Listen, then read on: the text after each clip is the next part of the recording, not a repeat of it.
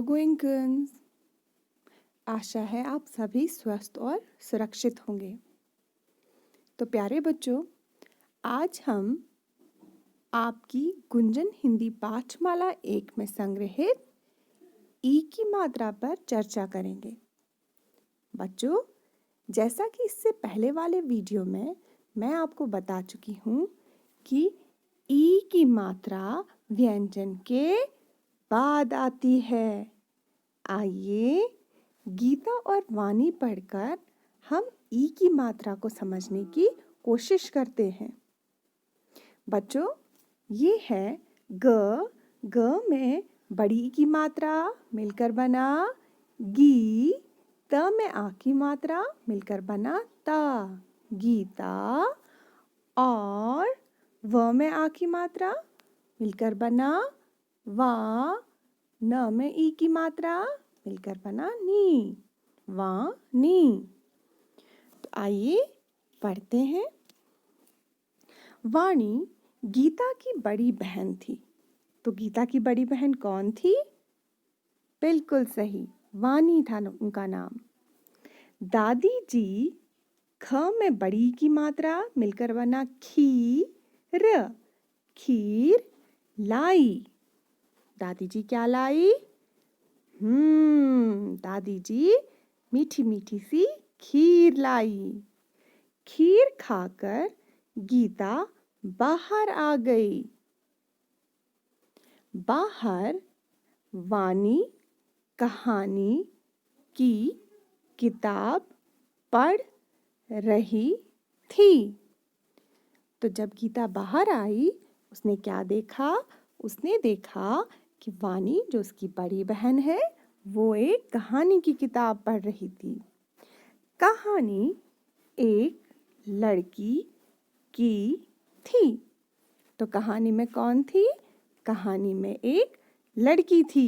यानी कहानी वो एक लड़की के बारे में पढ़ रही थी। कहानी का नाम था भली लड़की। यहाँ आप देखें, भ में भ, ल में बड़ी की मात्रा क्या बना बच्चों? भली, भली लड़की। वह लड़की बड़ी भली थी। वह सबकी मदद करती थी। तो प्यारे बच्चों, हमने क्या सीखा?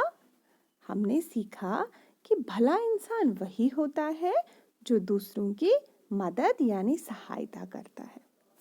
आइए बच्चों, इससे जुड़े हुए प्रश्नों का उत्तर देते हैं। तो पहला प्रश्न है, गीता की बड़ी बहन कौन थी?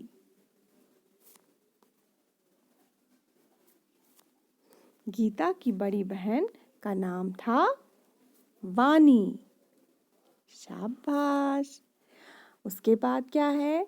दादी जी क्या लाई? तो दादी जी क्या लाई थी? बिल्कुल सही, दादी जी खीर लाई थी। तीसरा प्रश्न है, वाणी क्या पढ़ रही थी? तो क्या पढ़ रही थी वाणी? बिल्कुल सही, वाणी कहानी की किताब पढ़ रही थी। और कहानी का क्या नाम था? क्या नाम था बच्चों? कहानी का नाम था भली लड़की। अगला जो कार्य है, उसमें आप चित्र का नाम लिखो। ये कौन सा चित्र है बच्चों? मछली। म छ ल में ई की मात्रा मिलकर बनेगा मछली। दूसरा चित्र है लड़की। लड़ क में बड़ी की मात्रा बनेगा की, लड़की। ये चित्र है सीटी। स में ई, ट में ई, सीटी। और ये वाला चित्र किसका है बच्चों? ये है चीता। च ई त आ, चीता। तो बच्चों, ये कुछ चित्र थे जिनमें बड़ी ई की मात्रा लगती है। ये कार्य आप अपनी पुस्तक यानी अपनी गुंजन हिंदी पाठमाला 1 में करेंगे। धन्यवाद।